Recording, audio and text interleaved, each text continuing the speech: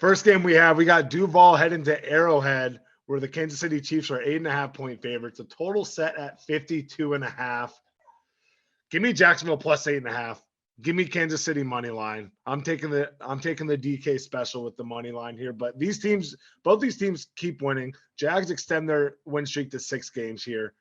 Trevor will be able to throw against a kind of middle of the pack Chiefs team. I don't know if Travis Etienne is going to be able to get it going here in the rushing offense. But here's also a fun stat to chew on. Number 1 seeds are 13, 25, and 1 against the spread. So right around 34%.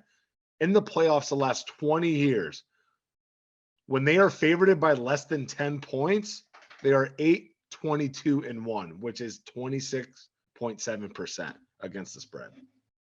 See, before you gave me those, I was kind of, I don't know. I still kind of am with this one because Kansas City, I feel like, never blows anyone out because their defense is kind of the worst in the playoffs right now.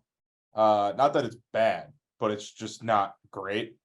I think I'm taking Jacksonville plus 8.5, Kansas City money line. Like I said, Kansas City's they're a powerhouse. I've been saying it for weeks. They're my AFC favorite just because they're always the best team in the AFC for the last 4 years. I just think they're worlds above Jacksonville. I'm just unsure it's by a 9 to 10 point margin. I mean they beat the Jaguars by 10 earlier this season, but that was before the Jags went on like a heater to end the season and before they got their confidence ultra high against the Chargers. I think this ends up being a pretty close one, but I just don't see Kansas City losing this game, especially at home. My difficult time with this game is I don't know how Jacksonville is going to find a way to stop Travis Kelce. They just got gashed by Gerald Everett last week. They allowed 6 catches, 109 yards on a touchdown. And the defense has the 3rd worst passer rating when the opposing quarterbacks are targeting a tight end this year at 119.3. That's really bad. Really bad. And Travis Kelce, as we know, is heads and tails better than the next tight end in the NFL. When it feels like when Andy Reid and Patrick Mahomes decide there's a Travis Kelce game, it's a Travis Kelce game. And this feels like the perfect recipe for it. And maybe I'm just a hater, but I'm just not really as impressed with this Jacksonville Jaguars team as a lot of other people seem to be. And it's not even to say that I don't like Trevor Lawrence. You guys heard me this last week. I think that Trevor Lawrence is close to becoming that next guy to jump into that top tier 2 of quarterbacks in the NFL.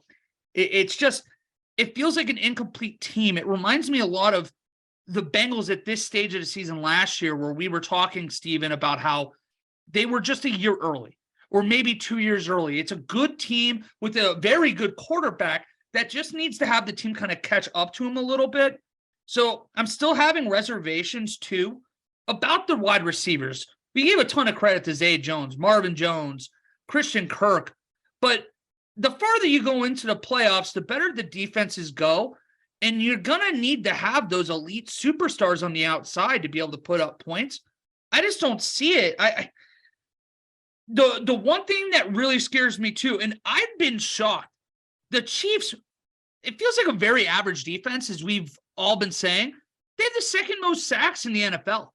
So for whatever reason, they're getting pressure on opposing quarterbacks, and that's a fun matchup to keep an eye on because the Jaguars are only allowing, I want to say, they've allowed 30 sacks this year. It's one of the top 5 fewest sacks in the entire league. So it's something to keep an eye on. I just think that the Chiefs are too much. So I'm taking a minus 8.5. I'm going to take the money line. It might be back and forth, but you're going to see a 10 to 14 point win. This is the LOD special, the Battle of the Trenches game. This is for the big boys like us right here. You know what? You're talking about Battle of the Trenches. We need to pray to God, not to jump too far ahead. We need to pray to God that Philly and San Francisco win, because that game next week, it's going to be just way to get ready speak for both of it, them boys. into losses this week. Well, no, you said that we only have one That's game your we have job, to worry David. about. That's true. I'm not making any statements, but Wally has equally enough luck as I do. I've been brutal. I just am smarter typically of not saying as definitive like during a game, this game is over. I'm not as bad about that. That's where you have a gift. Yeah, but I was testing that gift all weekend, and it turns out I really do have a gift. Yeah, you do. You definitely have one. Now, does anybody else have anything they want to say on here? It's fun to note, too. This is the first time these teams have ever met in the playoffs. I don't know why those kind of little stats they're fun for me, but. I mean, the Jaguars, probably 90% of the AFC team, first time they'd ever face anyone in the playoffs. That's true. That's true. Don't forget, they've been to 2 AFC championship games in the last, 15, probably 20 played the years. same teams between the Steelers and Patriots. Like, Yeah, big that's true. It's the wild card round that you really get the new teams for Jacksonville. So Dougie Peterson gets to go back to his mentor, Andy Reid, though. That's where he started. I want to say it was in Philly. He helped him out, but I know he was in Kansas City on his coaching staff before he got the head coaching spot in Philly. So look at him. Steven, look at that nugget. That's why you're here. That's why you're here right now.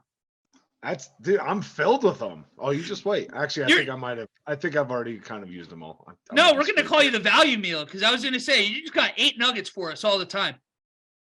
All right, I'll let myself up. Is that a value meal? I think that's just a regular meal. Well, I don't get chicken nuggets. Let's be real. I'm the 2 McDoubles. Give me a medium fry, large Coke, no problem. The chicken nuggets are some of the best things out there. Hey. Spicy nuggets too. No disrespect to people that like the nuggets. I am a burger guy. It's that simple. It is no disrespect to the nugget lovers out there. I'm the fat guy. I'm the one who gets. I'm a Wendy's guy. Give me that bacon double stack. I'm gonna put a couple fries on it. I'm also gonna throw a spicy nugget on there. Get real fat. Take a nice little bite out of it. Hey, we all have Pittsburgh ties now. Start throwing the fries on the sandwiches for everything. That's all we have to do. That's what we do. I've been doing that. Chips and sandwiches when I was younger. Fries on it. I'm no stranger. Oh yeah. You're a user too. Every place you go, if they don't have Heinz ketchup, start bitching loudly about, there's not real ketchup here. I do it all the time. It's great. Hunt's fake. Fancy ketchup at McDonald's, fake. Get it out of my face.